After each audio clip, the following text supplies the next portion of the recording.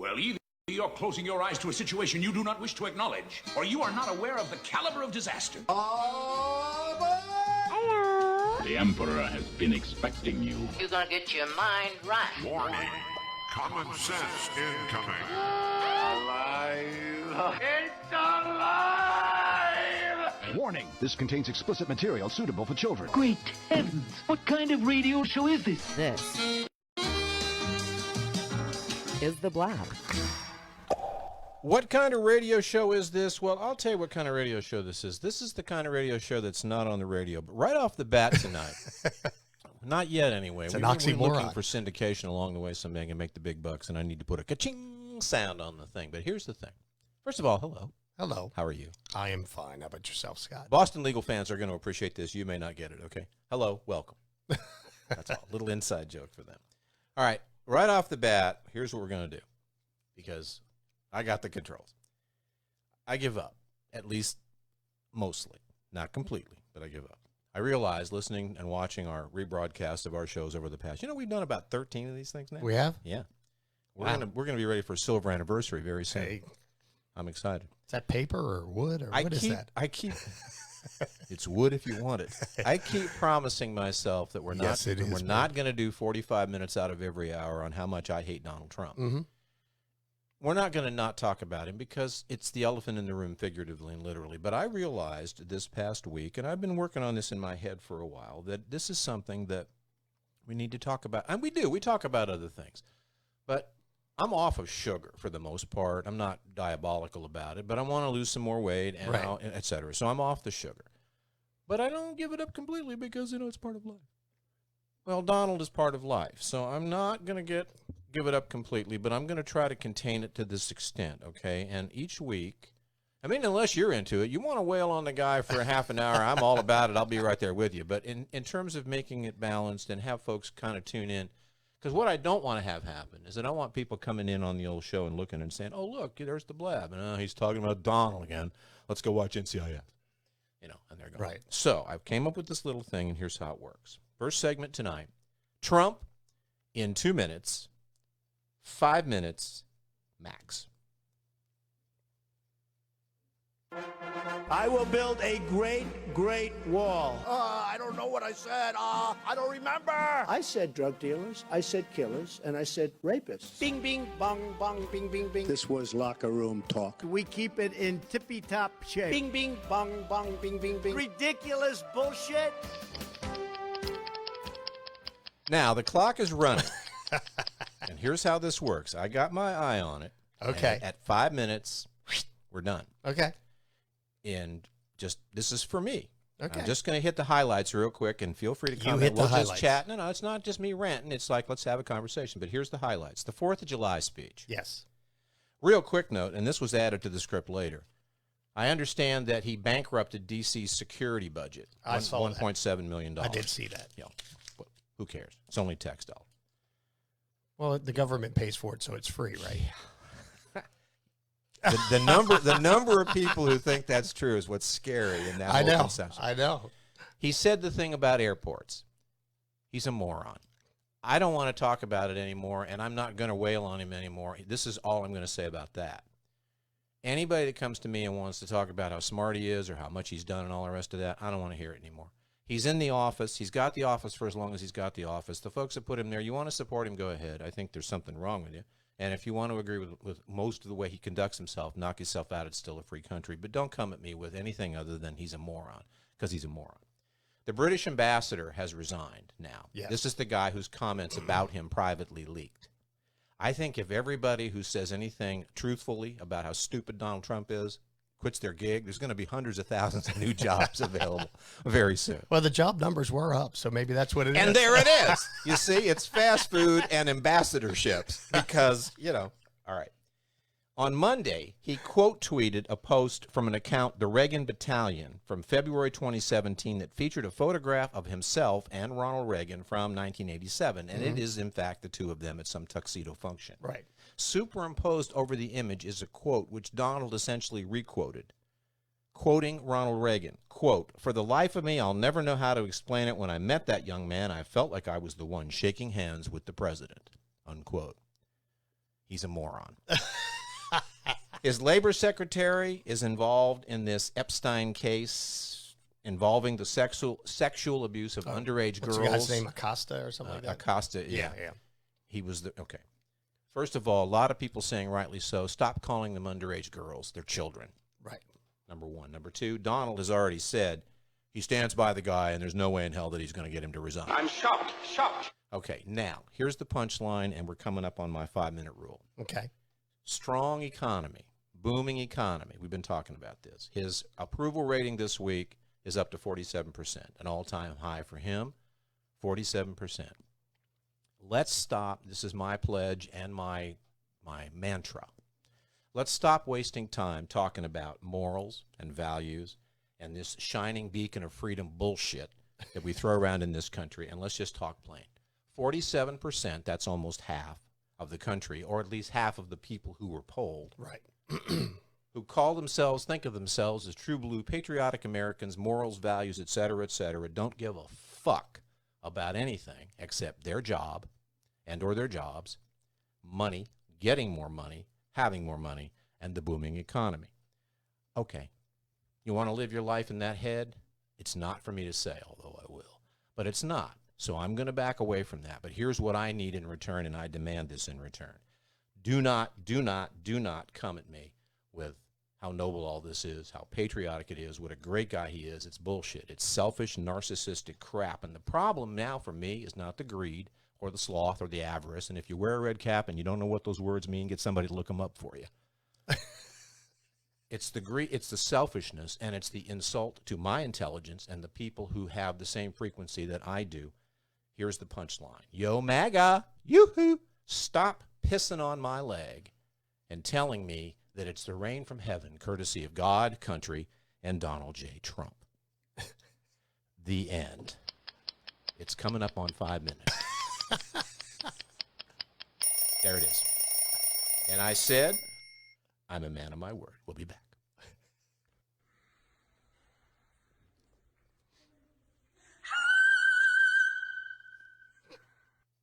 Now, I know because of the delay in the programming, you can't see. Was that Ethel?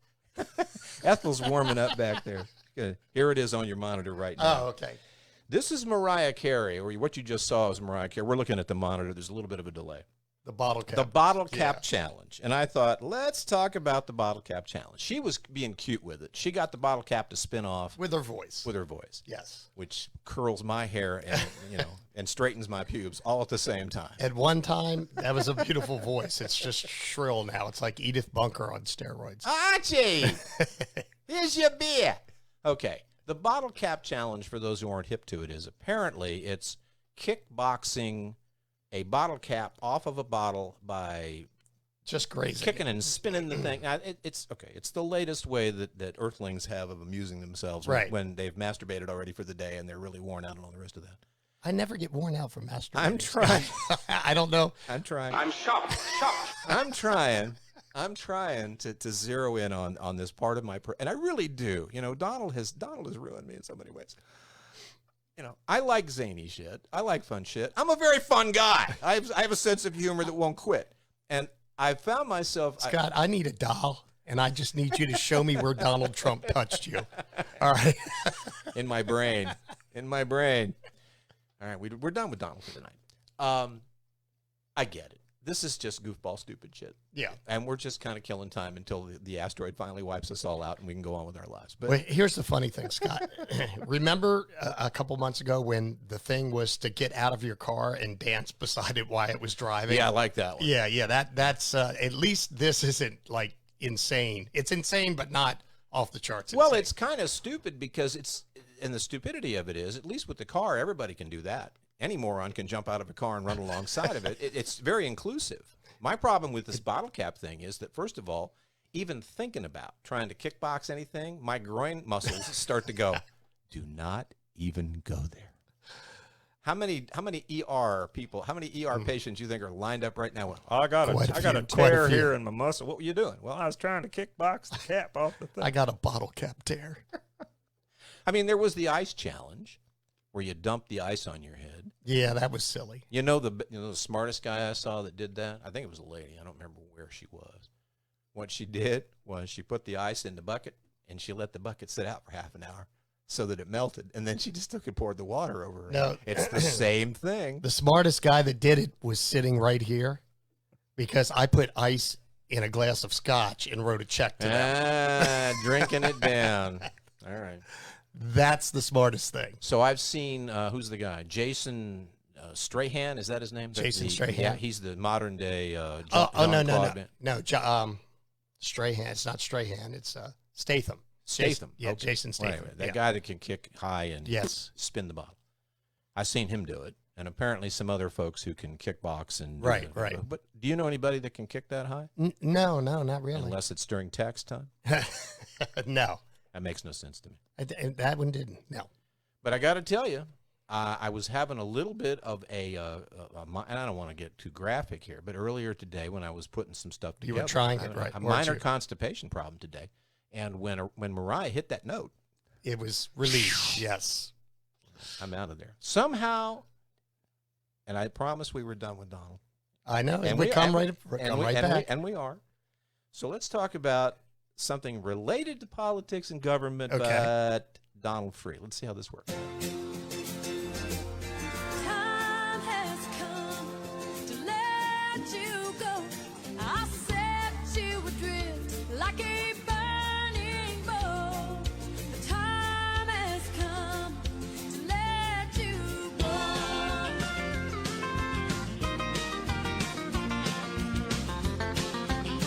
go. Pickett Wilson. And for those of you who are wondering where Ethel is, Ethel's here, but she had a little procedure done earlier today, and her stitches they're bothering her. So I told her she'd be on minimum duty tonight. She's going to that's good. play That's a few good. numbers for us, Ethel. You know, Was that we love injury you. bottle cap related? No, Okay. no, she's not a groin kicker by any stretch. All right, semi-serious, and you're the one who brought this to my attention. Nick Tombolitis is the executive director of the U.S. Term Limits. Yes. Now, this is an organization that deals with advocating for term limits. Under his leadership, the USTL, always an acronym, has launched the Term Limits Convention, and that's a campaign to obtain congressional term limits and an amendment, basically. Right. Via the state-directed convention. That's the $5 way of saying what's going on here. Now, you sent me a video of his yes, I did. testimony before the Senate. Wasn't that beautiful? Well, here's the thing. I sat and I looked at it and I listened to it and I went, first of all, yay thee, Nick. Second of all, a lot of points I've mentioned, we've talked about this. Mm-hmm. I thought, well, let me pluck this and pull this and edit that. And I said, you know what? Fuck this. I want to go play golf. So what I decided, it's only 5 minutes long, and people who haven't heard what this guy has to say, I just stuck the whole Play the whole thing thing. in. I agree. Listen to this, and then we'll chat about it. Thank you, Mr. Chairman and Senators, for providing me an opportunity to address this important issue. I want you to imagine for a moment that you are an employer and you've got some problems with your employees. When you hired these employees, they promised they would do exactly what you asked of them. But once they got the job, they became a nightmare. They stopped listening to you and started using the job to line their own pockets. They took the company credit card and racked up more debt than you could afford to pay back. They became so obsessed with keeping their jobs that they forgot to do their jobs. And after all that failure, all that disappointment, and all that incompetence, your employees came to you and said, "We deserve a raise." If you're a reasonable person, that should make your blood boil. And yet, that is exactly what it feels like to be an American taxpayer. The first 3 words in our Constitution are "we the people." It's written larger than anything else because the framers of that document, the architects of our republic, wanted to remind you at all times who's in charge. We the people. We are your employers, and you have an obligation to listen to us. So I come to you with a message from the American people. We demand term limits for members of Congress. In fact, according to the most recent national polls on the issue, 82% of Americans want term limits. That includes support from 89% of Republicans, 76% of Democrats, and 83% of independent voters. This is not a left or right issue. This is an American issue. In fact, term limits could be the only issue with support from both President Trump and former President Obama. Now, there was a time about 25 years ago when Congress was debating this. Nearly every opponent of term limits up here had the same rebuttal: experience, experience, experience. We need experience to do this job right. If only you leave your Congress member in office for decades on end, he or she will become such a policy expert that all our problems will be solved. In hindsight, that was one of the worst predictions ever. This system is broken. Congress has given us $22 trillion in debt, the longest war in American history, a broken healthcare system, a broken immigration system, a tax code written by lobbyists, an explosion of money in politics. Worst of all, too few here have the courage to address these problems because the only focus is on getting reelected. That's why it comes as no surprise that Congress has a 14% approval rating, and 60% of Americans say that they would fire every single member of Congress if they could. Congress is less popular than traffic jams, root canals, and hemorrhoids. You're beating head lice, but the lice have asked for a recount. Unfortunately, elections alone cannot fix this problem. Not because voters like you guys so much, but due to the nearly unbreakable power of incumbency. At the same time members of Congress publicly claim elections are free and fair, they secretly deploy every trick in the book to keep power. Incumbents get $9 in special interest money for every dollar that goes to a challenger. And if incumbents are having difficulty raising money, not to worry, they're allowed to send campaign-style mailers at taxpayer expense. That's to say nothing of all the free media and name recognition politicians naturally get just for being in office. The incumbent advantage creates a barrier to entry for everyday Americans without the connections to fund a campaign. It is the case for term limits. Elections may, in theory, be capable of dethroning incumbents, but that isn't how it works in the real world. Congressional incumbents have a 98% re-election rate. That probably explains why Congress looks more like a country club than a melting pot. It's predominantly made up of lawyers and politicians, and is disproportionately old, white, rich, and male.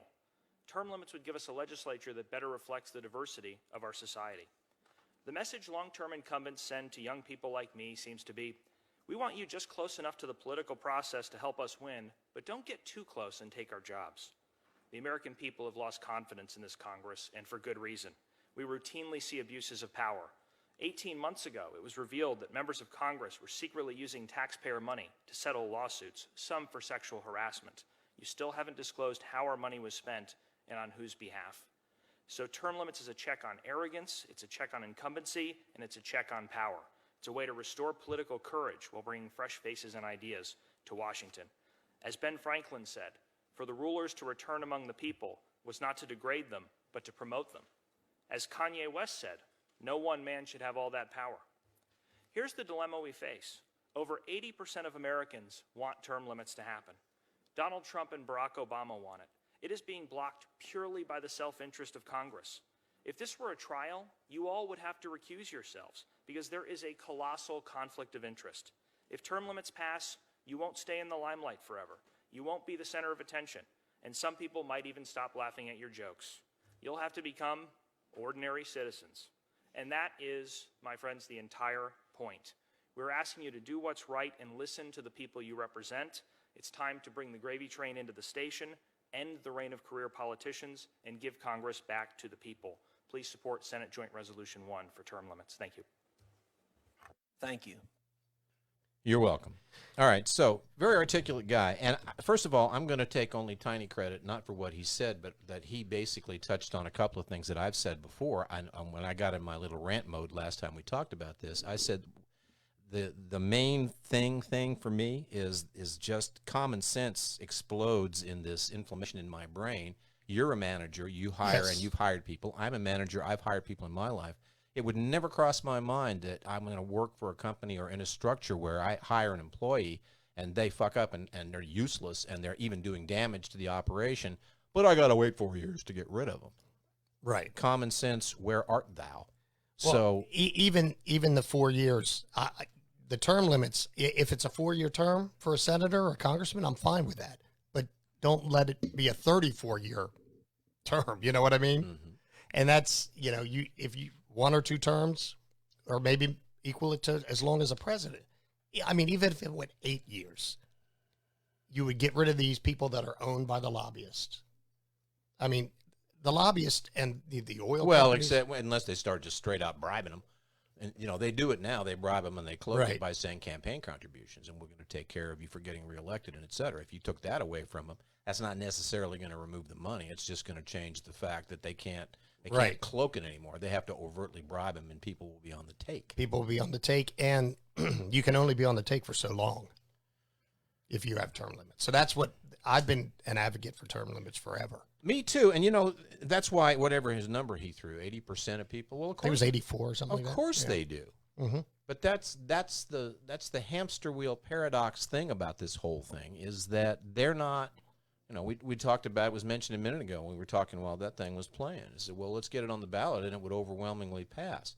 Okay. The second half of that statement is right on, and the first half of that statement is duh. Yeah. You know, what kind of people, this is, you know, if Mitch McConnell wanted to be a real hero, for example, forget term limits, he would be looking at these bills in terms of, you know, can we the compromise thing, the bipartisan, you know, all that crap we used to talk about. We used to have. That we don't talk about You know, anymore. we used to have, yeah. And now he's got a snoot full of I am God and I'm going to do what I want to do, and I've got an idiot in the White House that doesn't Right. know what the fuck I'm doing, so it's okay. Then there you go. I thought you weren't going to talk about him anymore. I didn't mention his name.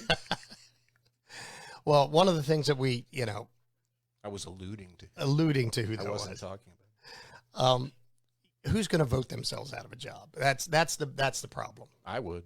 I would. You'd vote yourself out of a job? If it was in the interest, and I wish I had the Star Spangled Banner to play right now. If it was in the interest of the country, of course not. This is America. This is America. This is like, I got mine, fuck you, get yours. What Exactly. do I care?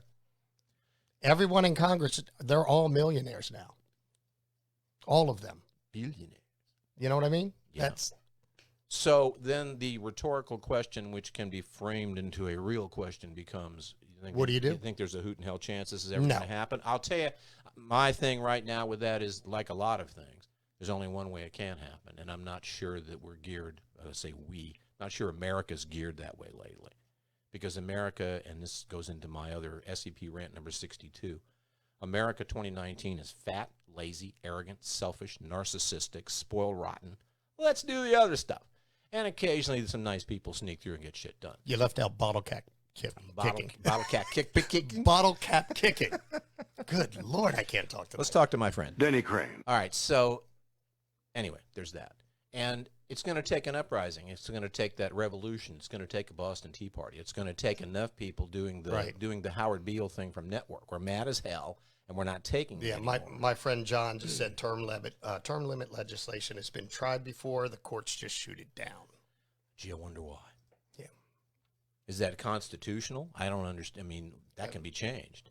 It really boils down to the elected officials, and I don't even call them leaders anymore. Taking I responsibility. choke on yeah. that word, and actually living up to what they say they are all about, which is to be public servants. They're not. Yeah, they're not serving the public. They serve special interests. They're serving themselves and each other. All right.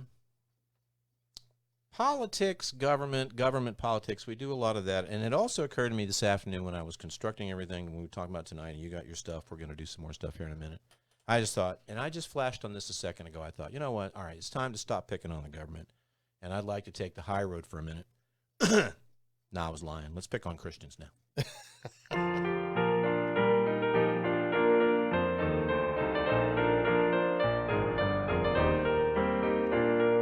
Ethel's back. You get it, girl.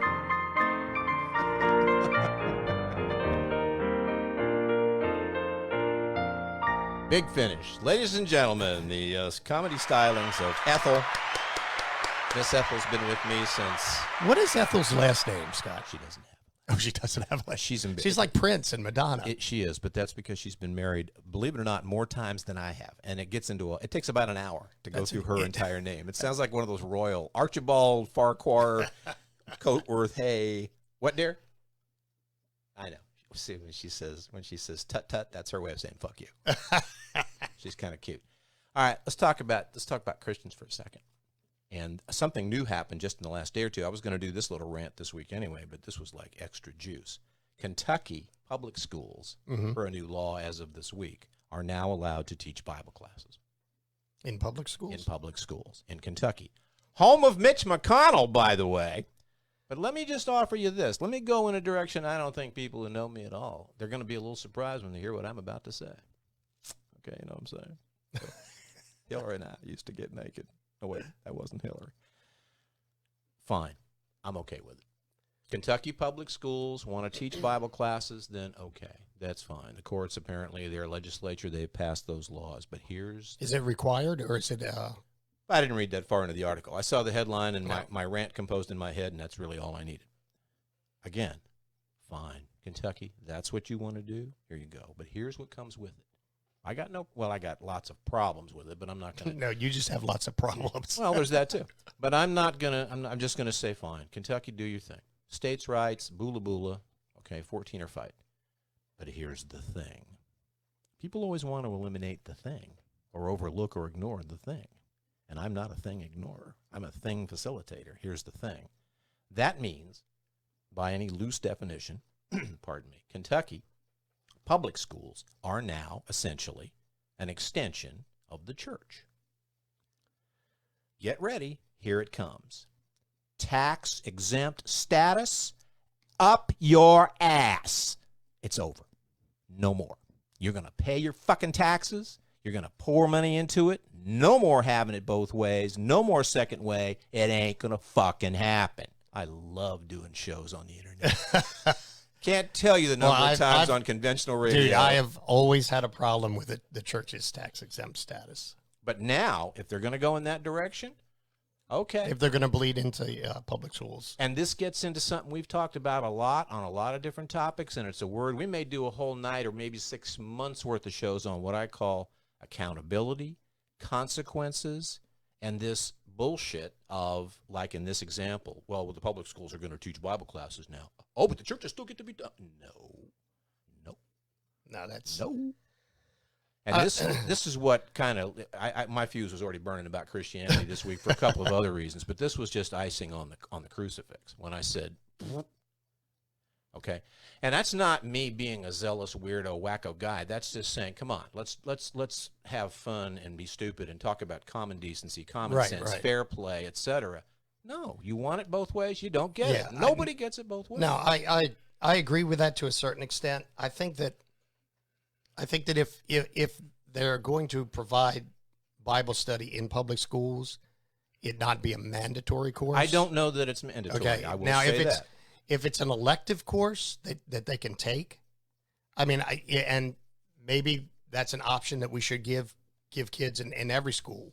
You know what I mean? If it's an elected course. Yeah, when I was in school, if I had a choice between algebra and Jesus, I'd have gone with Jesus. Yeah, I mean, it's a lot easier to solve. Easier to understand. You know? Yeah, but I mean, if it's a mandatory course, yeah, I've got a problem with that. Okay. Well, let's assume that... Because I had it shoved down my throat. That didn't sound good. I had religion... Well, then clearly you weren't Catholic. It was a Catholic school. Well, then they wouldn't have shoved it down your throat. Let's beat this joke to death before we move on with it.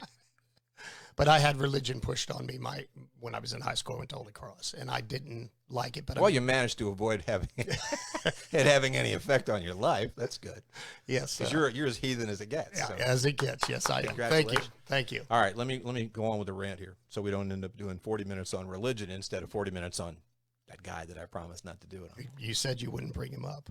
I didn't. All right, we're going to play Strip Trump. Every time you bring him up, you take off a piece of clothing, Scott. You really don't want that. I think I do. No, you really. That's your Catholicism showing now. You don't want that. You got all tingly with your Catholic memories there. All right, here's where I was beaten. This was 3 or 4 days ago before I read the article about Kentucky. Little thoughts that popped into my brain when my endorphins were cooking and my adrenaline was chugging. I think I was on like a 7th hole, and I was swinging and feeling the thing. And that happens, my brain starts conjuring all these ideas. And I was thinking about Christianity. Probably because I just missed like a 4-inch putt, and I was going, Jesus Christ, and it made me start thinking about Christianity again. It happens. The zealots, the evangelicals, the real whack job extremists. Here's my problem. I have a kind of a John Lennon-ish sort of approach to religion. I don't like religion, period. It's man-made, so it's failed and flawed. Spirituality, that's different. Reverence toward a God and towards a Savior, that's entirely different. I respect people and their whatever they may be. The zealots treat Christianity, here's a catchphrase, they treat it like a buffet. Okay, they don't treat it like a meal that you sit down and eat the whole meal because you got to eat your veggies along with your tapioca pudding. They go with whatever tickles their little palate, and they ignore the rest of it. They pay no attention to it. They don't have any worries about being holy. Okay, this is another little catchphrase, but I love sound bites. I think in sound bites. They don't have to worry about holy. All they need to be is holier than thou. Right. That deserves a rim shot. All right. And then I posted this online the other day when I saw some particular Christian advocacy group, big air quotes, publish some crap about abortion. Once again, no abortion. And we've had this conversation about abortion already, and I've told you that I've changed my point of view, and this is not a bleeding heart liberal. It got very real when we were talking about abortion. Yeah, but my point in reiterating that is that I've changed my mind, and I understand, and I have a problem with abortion. Just there go. But that said, and let me quote myself from the Facebook post that I threw up earlier in the week. Quote, "For what it's worth, Christian advocates who yammer incessantly about being pro-life and who preach to the point of insanity about abortion and then have nothing, zip, zero, nada to say about innocent children dying to the south are doing the worst, absolute worst job of Christian salesmanship in the history of the religion. Car dealers and lawyers rejoice. There's a new number one on the bottom feeder top 100.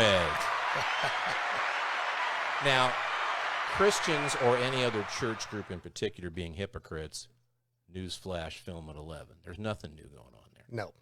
But lately, and especially when this abortion thing, and you know that the intention now is to get Roe v. Wade turned around. And now they've got the court lined up to be able to I don't do think it. that's going to happen. I don't know, but I'm saying that the mindset is. I mean, even Trump's two judges that he put on the Supreme Court, they've voted liberal on a couple of issues that I didn't think they would. They've surprised me too, and I appreciate and that. which perhaps they were good. I mean, I think you and I both discussed either one of us had a problem with Gorsuch. Oh, you mean the judge? The judge, right? I thought you meant Gorsuch. I get when I eat that burrito.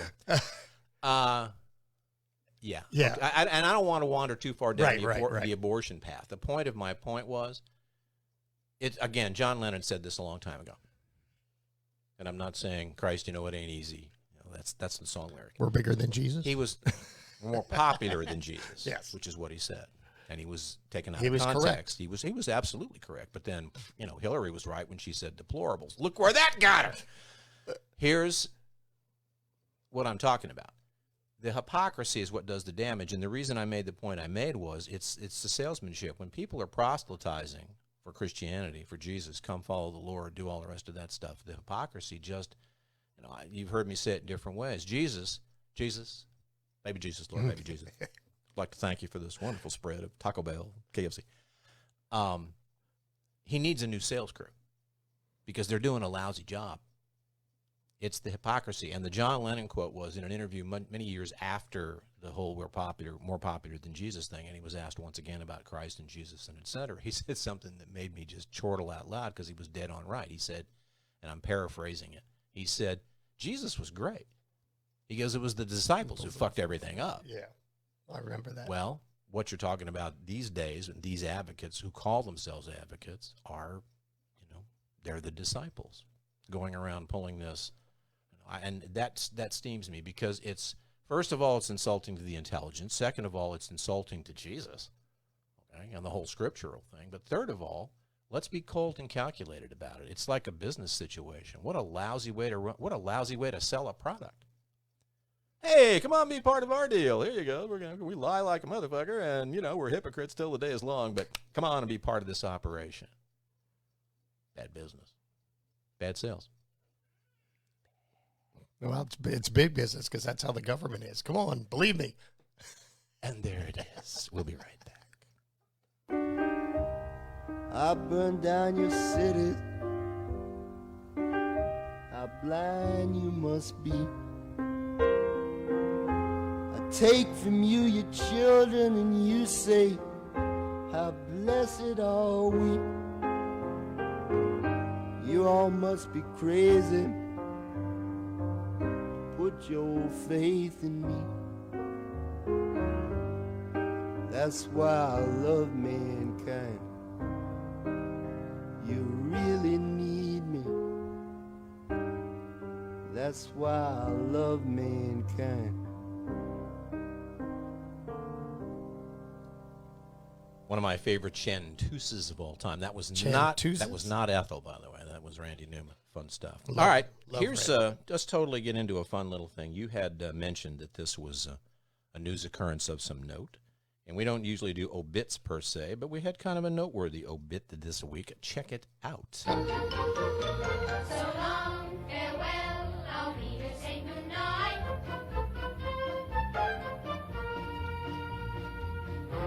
I want to go on record, by the way. I do that during the oldies music show. I use that wrong buttons. I use the from the Sound of Music, obviously, to do obits because it's fun. Yes. You're saying farewell so long, but you're doing it cheerfully. Like Yes. as in, get away from me now. You're dead. I like the Monty Python. Yeah, there's that. There's that. That's awesome. Ross Perot died this week. Yes, he did. And for those folks who don't know who Ross Perot was, look it up because we're entirely too busy to do your homework for you. I got misty-eyed. It was Well, he was 89 It was years a moment. old. He Yeah. was. The quick version, so we can chat about it for a minute, was that he was the independent president. He was a billionaire, Texas billionaire, and a funny little guy, kind of a cross between Yoda and who would you cross him with? Yoda and Yosemite Sam. Dana Carvey. That's Yosemite because- Sam. Well, there you go. Because Dana Carvey used to do the impression of him, which I want to mention in just a second. Yeah. Kind of a fun little trivia boost to it. Anyway, at the time in 1992, he decided he did a kind of a Donald Trump. He was a very rich guy who decided that he'd seen enough of the crapola and he wanted to run for president, and he did. And in 1992, he took 19% of the vote. Now that was the election between George H.W. Bush and Bill Clinton. Yes. It was what put Bill Clinton in the White House. To this day, Bush certainly did. Yeah, Bush thought it. Yeah, Bush Well, thought most it. strategists say that it was that 19% that got siphoned off from Bush's vote that put Bill Clinton in the White House. So you want to blame somebody for the Clintons. Too bad. He's dead. It's too late. But Ross Perot. And real quick, well, go ahead. You were gonna offer something. I wanted to do something, but I didn't want to. No, as I told you, I think when I mentioned we should do a little thing about him. I mean, really, he was the first person to challenge the two-party system. Yeah. Well, that successfully. Yeah, well, as that's you go back to successful. the 60s, George Wallace was the third-party Yeah, candidate. but I mean, John Anderson in I- 1972. I think the most that percentage they ever got was 2%, right? It was a little higher, but well, Perot got the most. Yeah, Perot got 19% of the vote and actually had an effect on the election. He elected Bill Clinton. Yes. Which is why I think the third party out of two parties out of three parties out of, and this is where it gets into the electoral college thing. Okay. Somewhat. But that was just popular vote. He siphoned it off. Did he privately fund, do you remember when Carter was in office and they had the hostages in Iran? Mm-hmm. And remember, they were holding the hostages and they wouldn't release them until Carter was out of office. I think they were cuddling them. They weren't so much holding. Well, but I thought I read somewhere where he privately funded that botched escape. I believe he was involved. Yeah, but I don't remember. Because didn't that. the helicopters crash on the landing pad or something Well, they crashed trying to take off from yeah. the desert or something because of Yeah. the sand in the rotors and lipstick on their collars and stuff like that. It was Yes. tragic. But you know what? See, there you go. We can get into a whole thing on that. It was like, well, at least the guy tried to do something. He tried to do a lot, actually. You know, and still does. I'm talking about Carter. But, Carter, but I mean Perot, too. Perot. You know? There's no question. Now, let me tell you the fun thing about Perot. I don't do impressions as a rule. I only do the ones I can do. I'm not one of those guys that tries to do them or have tried to make a minor career out of it. Right. I do a little bit of Clinton if I feel in the mood. When I was a little kid, back in this very young kid in the early 1960s, for some reason I had an ability at the age of 8 or 9 to talk like the Kennedys talk. I could do the Harvard car there with Bobby and Teddy. Yeah, rah. And it was cute then because I was only 8 years old. My parents would get me up out of bed during nights they were having cocktail parties. Do a JFK, which kind of accounts for how screwed up I am now. And I can do like Corleone, you know. Give me an offer, I can't refuse. But I don't do impressions as a rule. Right. But many years ago, I locked on to the secret of doing a pretty good impression of Ross Perot. And it's very simple, actually, when you take it apart by its individual pieces. You break it down. And it's just a couple of pieces, but there's one little key part. It's like that little pinch of Old Bay in the mixture that screws it up for my money, but that adds it. Okay, and here it is.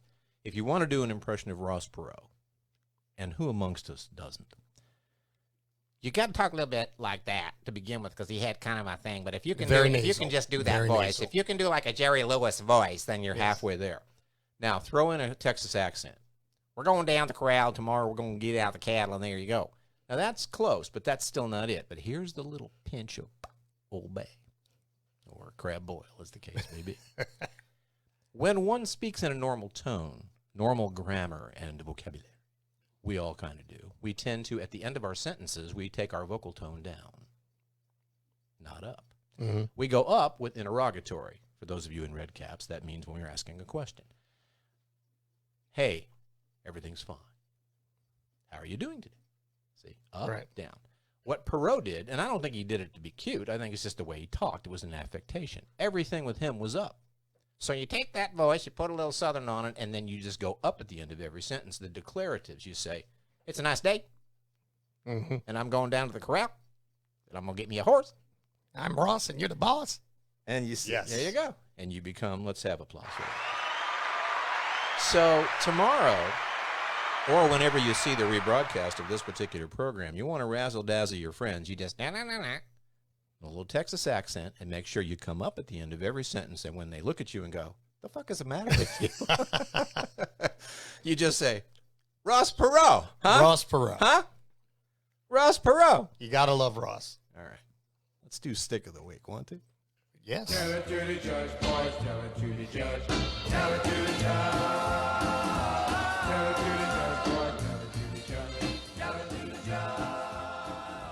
All right, you didn't see the graphic there. I understand I had a picture there of Judge Mehta, and you had a secondary thing you wanted. Well, he has a little badge in the picture that I created for you. I see There it. you go, because you picked the stick this week. I picked a stick and because it it's was my turn. It's a double stick. It's a double stick. So let me enlighten handle his me. pin first. Please. Antifa, you know, the anti-fascist mob. Well, they're a mob, but they don't call themselves a mob. I thought Antifa was the Lion King. No. Okay. That's Quinita or Quinita. You don't know, do you? I don't know. I don't watch How the about fucking Mustafa? Lion King. So anyway. And what's with the black little mermaid? What the hell is that all about? All right. Yeah. Hello there. Sorry, I didn't mean to throw you off No. Antifa. Well, Andy, I guess his last name's pronounced NGO. Bingo was his name. Sure. Okay. He's a gay conservative reporter. Well, anyway. Wow, there's an oxymoron. A gay conservative reporter. Reporter, that's three-banger. Well, he was walking in a parade. Wasn't a gay parade. He was covering. What's a gay parade? A parade of gay people. Yes. I thought you meant they were just very happy. Very happy All walking down the street. Okay. Apparently, he was walking in a parade. I guess it was a conservative parade. Antifa showed up. This organization called Antifa. Antifa showed up. I just picture this like Anti-fascist. That's what it stands for. There you go. So, and they started doing very fascist things. Very fascist? Very things? fascist. You know, you're not just a little bit fascist. You're very fascist. So you can quantify So apparently, fascism. they were kicking him, beating him, chanting no hate and no fear while they were doing it.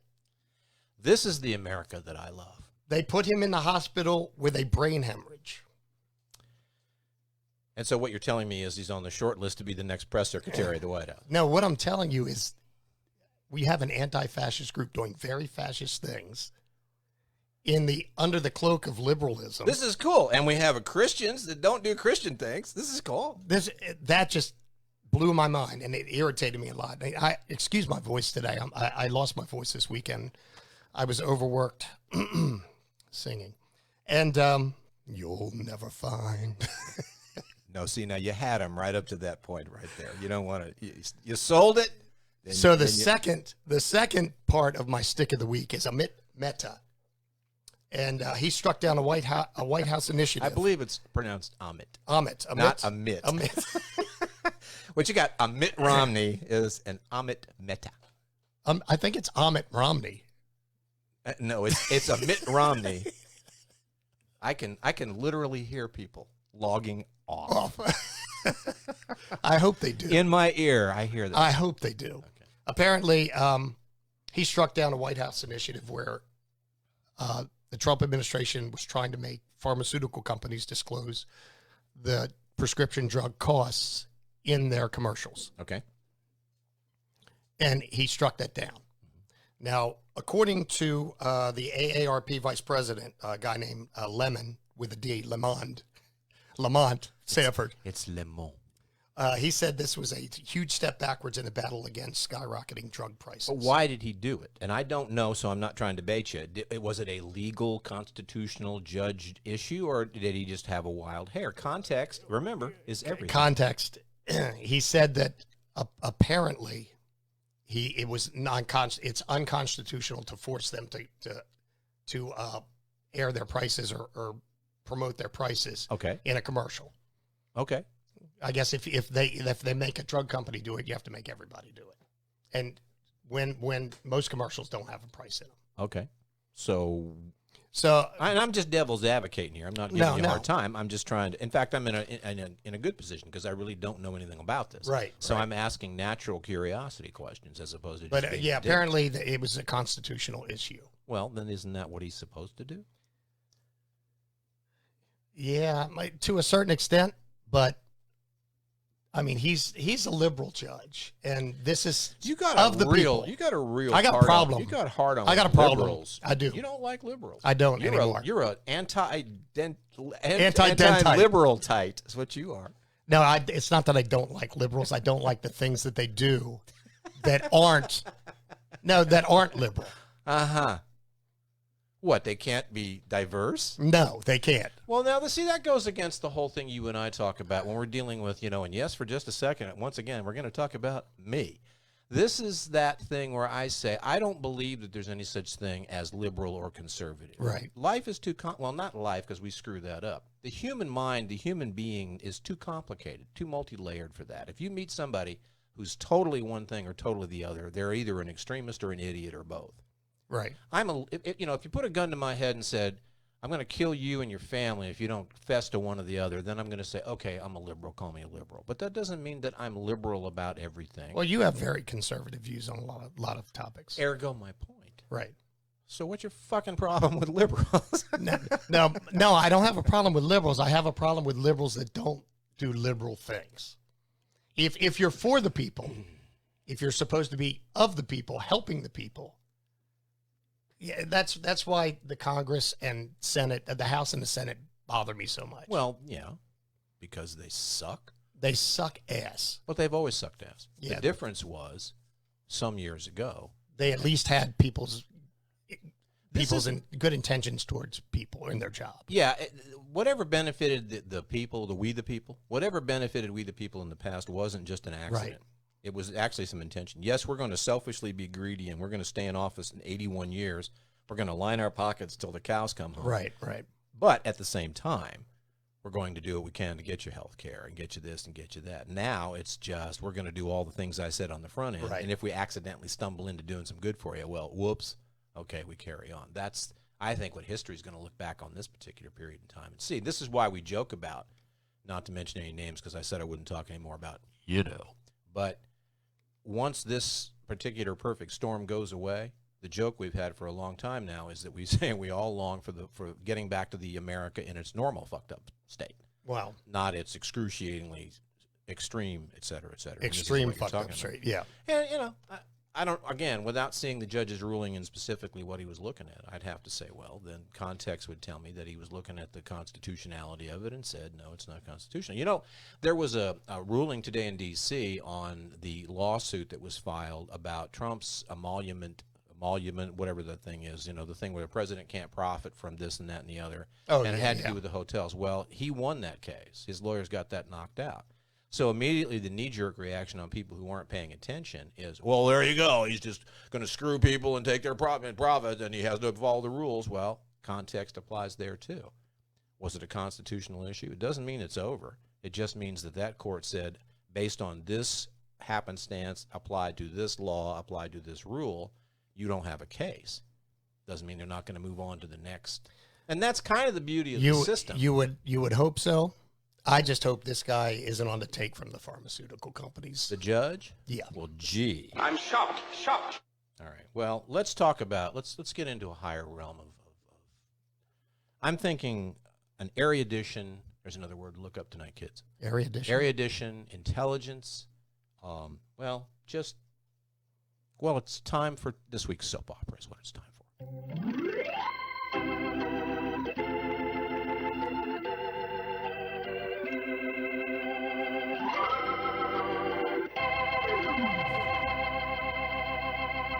I started to do the voiceover, but I don't have that Days of Our Lives voice. I was going to say, like sands of the hourglass. I barely have any voice. This is as the AOC world turns. Your favorite. I love her. Yeah, yes, you should. Absolutely love her. She's a hoot. That's what she is. I tell you what, she is a little ball of fire. She's a fireball. She's feisty. I mean, she'll do one thing.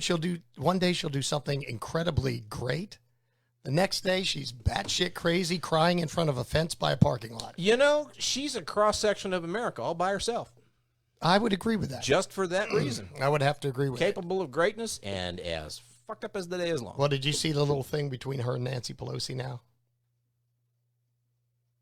Is this a setup for a joke? No, I was just asking you. Oh, you mean the little tiff? The little tiff that they just because had? she's the rebellious teenager, and Pelosi is the stick up the ass Well, mama. Nancy was like, she has no power, and her right whatever Twitter world. Yeah, she's trying to get her in line. She's she's trying to, and it's her and like 3 other congresswomen. So what's your deal with her that brought you to want to talk about her tonight? No, I always want to talk about her. Her and Bernie Sanders put forth a bill, the Loan Shark Prevention Bill. Did you see that? I did not. Oh, that's it, and it's a great idea. They want to cap credit card interest rates at 15%. Okay. And payday loans, because some of the payday loans, the way they calculate the interest can be as high as 500% interest. Your voice is really cool tonight. When you said payday loan, I thought it was a baseball player. Just yes, the way payday loan. Okay. Yes. Sorry. But some of the payday loans can be 500% interest. Yeah. Yeah, the way they calculate it. So they want to cap that at 15%. Okay. And apparently, her and Bernie Sanders. Bernie Sanders? Bernie Sanders Benihana. have sponsored this bill. The bill is it's an awesome idea because banks borrow money from the Fed at like 3%, and then they charge 21 or more % for credit card. Yeah, it's called capitalism, free enterprise, and in some areas it's called rape. Yeah, yes, yeah. And so they have a bill that they want to put a cap on that, and okay. That's awesome. I think that's awesome. I agree. Then you turn around and she's doing a photo op. What I heard, she was very, from what the reports are, she was very abusive to the border agents. And well, she's mad at them. She's mad at them. They're being mean to those kids. Yeah. Well, then I'm not being sarcastic. There's a lot of slimy shit going on down there. There's a lot of slimy shit, and then there's a lot of not slimy shit. I mean, have you seen the tours of the facilities? Some of those facilities are very nice. This is that part of your personality. Mm-hmm. And I love you, man. This is that part of your personality. You're like my wife in that regard. You have that same character trait, and it's a credit to your parents. And I say this with love and respect. I'm not setting you up for a spear here. They clearly reared you, and now don't you do it. Don't you fucking do it. He said reared. No. Jake Harper, everyone. I say that because and this is the value of a proper education. I had an 8th grade English teacher, Mrs. Higgins. She started out as Miss Baker. She got married mid-semester. She was Mrs. Higgins. She was a grammar Nazi, and God love her. When somebody would say, well, my daddy raised, she would stand up and slap the ruler on the desk, and she would go, and I can still hear her voice in my head. You raise pigs. You rear children. Now, of course, me being me in the back of the room. Well, you haven't seen my little brother, but that gets into a whole different shtick. The correct usage is rear. You rear human beings, children, not raise them. Okay. Your parents obviously reared you to be a really good guy. Cordial, polite, gracious, friendly, trustworthy, brave, clean, all the Boy Scout stuff. And you are. And you're a glass half full guy. And you're a guy who sees the good in stuff. You see, you never go, this sucks. But, you never go, this sucks with a period at the end of it. Okay. And I confess, I'm, to my detriment sometimes, I'm a period at the end of the sentence guy. This blows, Bo. I don't have to go, this blows. But then again, they really did their best. Okay. The good stuff, and here's the reason why. The good stuff, it deserves mention, but it takes care of itself. I don't care that there's not slimy shit going on down there because that's the way it's supposed to be. That should be the norm. That shouldn't be noteworthy. That shouldn't be the thing that says, and when you say, and I don't mean you now personally, I mean just rhetorically, when people say, well, there's slimy shit going on down there, but there's not slimy shit going on down there, whether or not it's the intention, what happens is it begins to sound like one is a rationalization for the other. You know, this guy beats his wife, but he's not as much of a motherfucker because he only beats his wife twice a week, whereas Harry across the street beats his wife 6 times a week. How about nobody beat their wife? How about no slimy shit? Well, how about everybody make a sandwich when they're told to? No. All right, so now that I've derailed you. Well, you derailed me, but they are overwhelmed on the border. There's no doubt about that. It's badly run and badly organized. So what else? Badly run, badly organized, because it's underfunded. Uh-huh. You know, the funding bill just got passed last week, so hopefully help is on the way. But when you're doing a photo op next to a fence, that when they wide angle the shot, it's a parking lot. You're crying because of the cars behind the fence. Come on, man. Come on, man. I agree with you with one tiny caveat added to it, or an asterisk. Right. Okay. They all do it. I don't like it, but it is what it is. Optics, illusions, whatever it takes to get the case made and the punt done, okay? And everybody's guilty once again, and it ends up sounding like a rationalization for the other, but it's not that way. I don't have any problem with this kid in general. Oh, I don't have. I love her. She's a bright light, and she's the thing. And I find it amusing in a sad and ironic sort of way that the people who seem to have the most problem with her don't seem to have any problem having somebody in the Oval Office who doesn't seem to be showing a whole lot more intelligence than she shows a lot of the time. So it's just a question of whatever floats your boat or pushes your hair back at any particular given time. Any particular day when the wind blows, she's either brilliant or batshit crazy. But I will say this, everything that she does seems to come from, whether it's naive and inept and incompetent when she pulls it off in those days when she's batshit crazy, or when she's sincere and smart and erudite, and we've seen that happen too. Yes. On both sides of the fence, what I see, my spidey sense tells me is, she's got good intentions and wants good things to happen for people and wants the country to be what the country's supposed to be. There's no selfish shit agenda going on there. And not many. Yeah, I don't think so. That can't be said about very many of these clowns. That is true. No, you know I love her. I absolutely love her. She is awesome. I know you do. And that voice just makes it work. Oh, God, this voice is killing me. We'll be right back. Patriotism means to stand by the country. It does not mean to stand by the president or any other public official, save exactly to the degree in which he himself stands by the country. It is patriotic to support him insofar as he efficiently serves the country. It is unpatriotic not to oppose him to the exact extent that by inefficiency or otherwise he fails in his duty to stand by the country. In either event, it is unpatriotic not to tell the truth, whether about the president or anyone else. Theodore Roosevelt. And that's all I have to say about that. And, truth be told, that's all there is to say about that. Yeah. He knew what he was talking about. All right, let's have some fun and do some rim shots.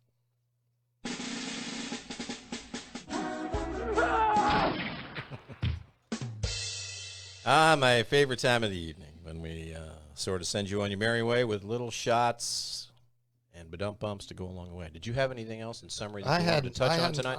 I know your voice is bothering you, and my voice is killing me. And I apologize for the show not being that good. No, the show is fine, and I got to tell you. Oh, did you? Yeah, I did have one quick thing. Justin Verlander, the pitcher, he's one of the best pitchers in baseball. He's got a real problem right now. Is he as good as Mesa Verde, or who that guy was you were talking about? Yes, he is. Padre Villa. He's going at Major League Baseball right now because he's saying they're juicing the baseballs. Oh, no. Instead of the players juicing. But apparently the commissioner of baseball, who's the commissioner of baseball now? Huey Lewis. Yeah. Yeah. Thanks, Norm. Okay. We're testing an audience tonight. Well, basically, he's saying that Rawlings was bought by Major League money. Okay. And the first thing that the commissioner wanted was more offense when he came in. Uh-huh. And all of a sudden, home runs are up, what, how many percent?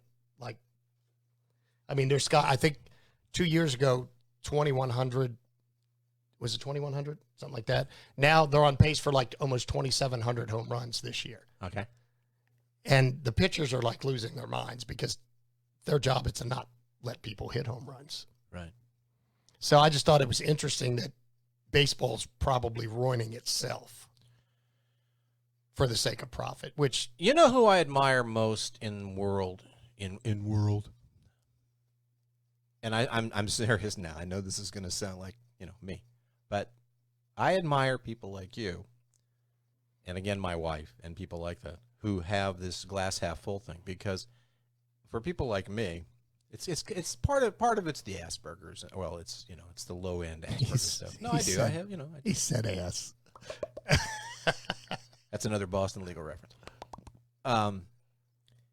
Under the normal circumstances in this life, finding the half full glass is really hard. These days, it's practically impossible because everything, almost everything, is juiced in one form or another is juiced or fucked up in some way, and it's always like a friend of mine in California. Yeah, but it's America's pastime. She started the hashtag every damn day, and she was talking about what's going on in Washington. But it's true; it's another one of these things. Have there always been, corruptions and et cetera? Has baseball ever been anything other than a big multi-billion-dollar business? Yeah, somewhere along the way. Maybe in 1826, when Ronald Reagan, it's Grover Cleveland was playing. Was Grover Cleveland Alexander? I think when Arnold Rothstein fixed the World Series, that's when it... And there you go. And it's always been, let's face it, George Steinbrenner wasn't Mother Teresa, okay? He was? Wait a minute, he wasn't. No, he was a mother, but he wasn't Mother So I've Teresa. been praying to him every night for no reason. That's probably what happened to your voice. It's the curse. Okay, let's do rib shots because, your voice is going to go. We got to go. My voice is terrible. All right, Bernie Marcus is the co-founder of Home Depot. I understand he's not really currently involved with the company anymore, but he's responded to threats of the boycott of Home Depot because a week or so ago he announced that he was going to give his $30 gazillion fortune to the 2020 Trump campaign, and then people started screaming and talking about boycotting Home Depot. Home Depot has announced they're not affiliated with Bernie Marcus, so please don't leave us. Oh, God, don't leave us, et cetera, et cetera. Now, Marcus is backing up, and he says that he's going to give his fortune to a charity. Well, that's nice. The name of the charity, I looked it up. The name of the charity Donald is J. the Trump 2020 Trump campaign. We didn't talk about the ice cream liquor tonight, and I'm not talking about bourbon. If you don't know what I'm talking about, look this up. L-I-C-K-E-R. I don't know where the first one happened, but it happened a few days ago. A copycat ice cream liquor was arrested in Louisiana. Simply put, they're going to the frozen food ice cream containers in stores, videoing themselves, opening the, what the hell? You know what I'm talking about. The freezer rack. door? The freezer door, thank you. Your voice, my brain.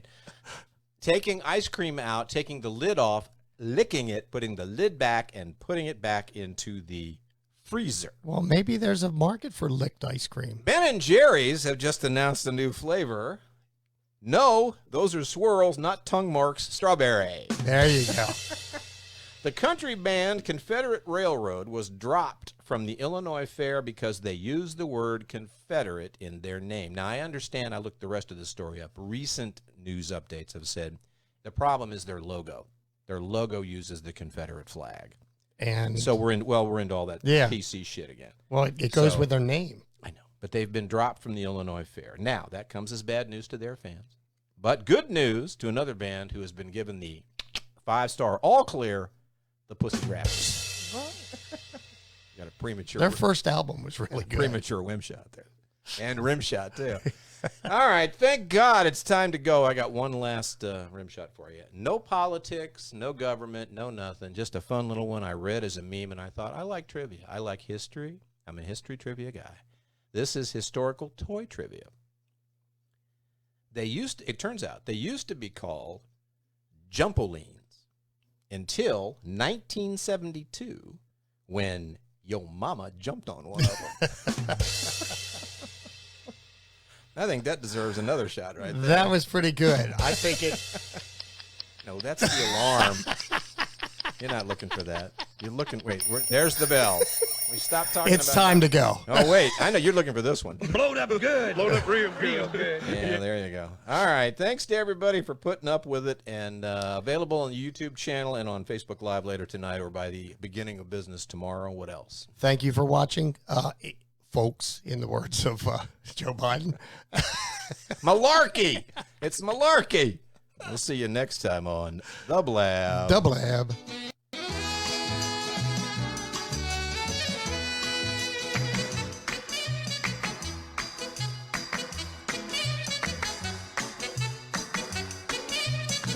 The Blab.